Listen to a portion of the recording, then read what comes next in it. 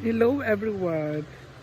Good afternoon guys. So ngayon guys, sobrang ano talaga ngayon. Sobrang wala talagang tao ngayon dito sa Hinaguan mga mamsi. Sobrang lungkot talaga ngayon kasi nga 'di ba, wala sila Brenda at today is a Wednesday tapos wala pang mga bisita, wala pang pumapasok dito at walang nag-a-house ngayon at syempre ginagawa lang namin dito talaga every day ay after kumain, siyempre sa taas lang kami nagkukwentuhan, sa taas lang kami uusap.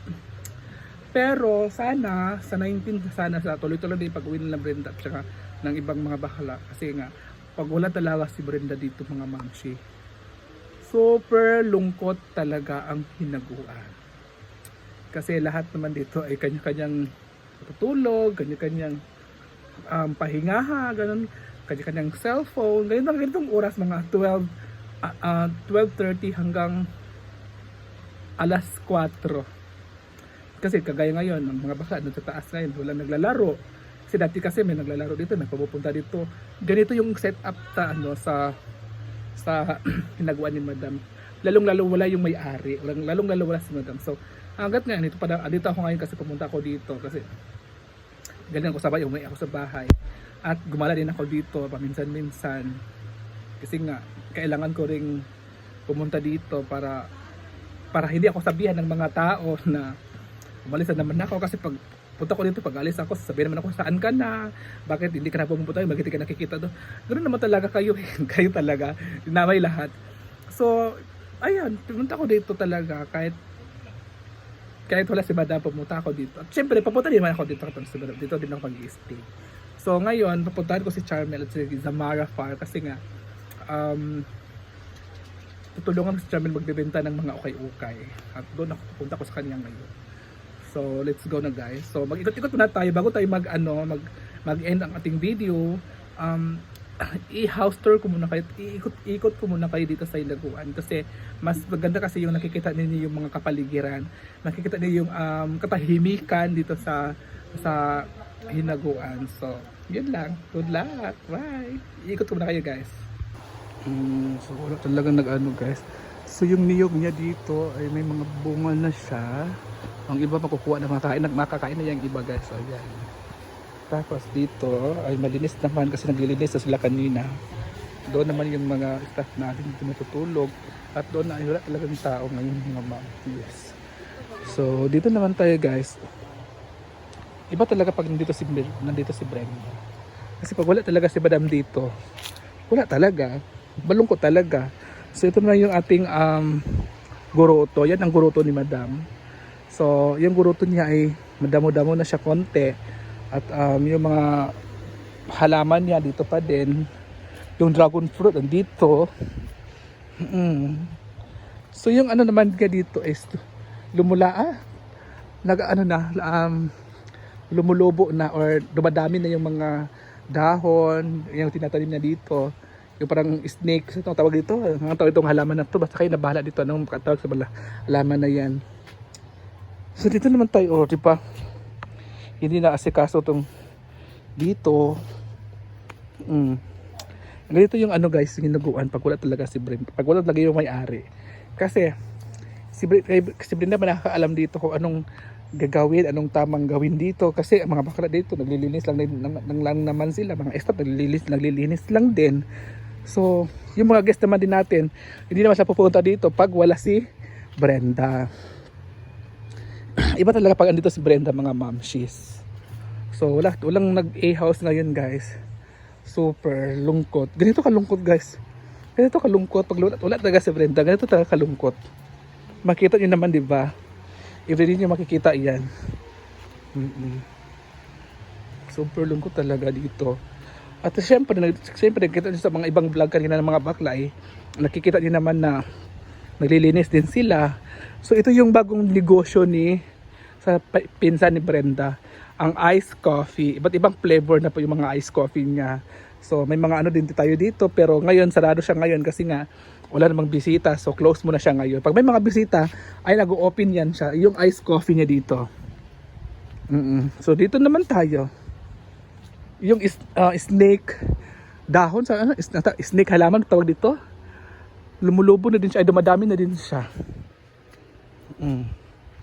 So hindi ko alam kasi may bagong gagawin si Brenda dito mga mamshi. So ito ay hindi ko alam kung anong gagawin niya dito. Yung screen. At binili niya to dito kasi nga may balak siyang ipaglagyan nito. So pagbalik niya dito, tsaka niya ipatatrabaho yan. Diba? So ito namang ato natin yung pool naman natin kasi diba pag every Monday talaga is nagdi-drain talaga sila. So nung isang araw nag-drain, so ito na yun ngayon at nilinisan is lagyan ng tubig. So dito naman tayo mga mamshi. Ano yun kasi dati? Alam niyo ba dati guys? Ito, alam niyo kasi dati. Itong pickleball dito ay araw-araw dito may naglalaro. Simula nung umalis na Brenda punta ng Davao ay wala nang naglalaro. Iwan ko ba bakit ano. So, alam niyo magkano nagastos ni Brenda dito sa ano niya dito pickleball niya dito? 200,000 at 150,000 yung nagastos niya dito. Ito lang yun ha. Yung mga kulay. Yan, ano yan nagastos ni Brenda dyan? 150,000. So may mga upuan naman tayo dito kasi may mga upuan na rin dito guys. So ito yung upuan. So yan yung upuan. Ito binili to ni pinsan ni Brenda. Kasi pag ng ice coffee, yung mga bisita natin dyan, pag maglalaro sila ng kanilang pickleball, ay ito yung ginagamit dito kasi nagbibenta kasi si ng ice coffee. At ito yung upuan niya, binili niya na to. Dito niya dito kasi nga mas paganda dito. Alam niyo kasi nakaganda talaga ito sa hinaguan is hindi lang yung place. Kasi ang dito talaga sa place nila is forest view talaga. Maganda din dito yung klema. So ito, papasok tayo. Diba? Hindi mo masasabi talaga na na busy ang lahat kasi nga kanya-kanya kasing iwan ko sa inyo guys, tulaan nyo. Sa ganitong setup, may mga ahas din ba kayo nakatira dito kasi di ba puno ng mga damo-damo diyan sa labas. Tapos baka may mga ahas ito nakatira, di ba? So hanggang dito lang muna tayo mga mamshi kasi sobrang na talaga. Wala talagang tao dito. Sobrang alone.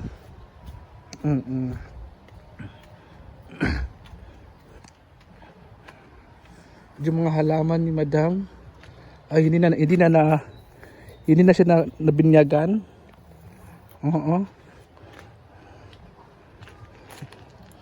Tuyo na yung tube, tuyo na yung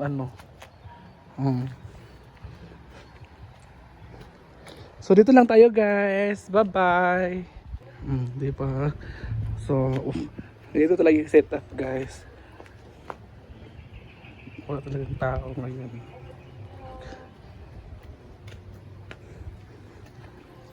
Dito lang kami dito. Daily namin everyday.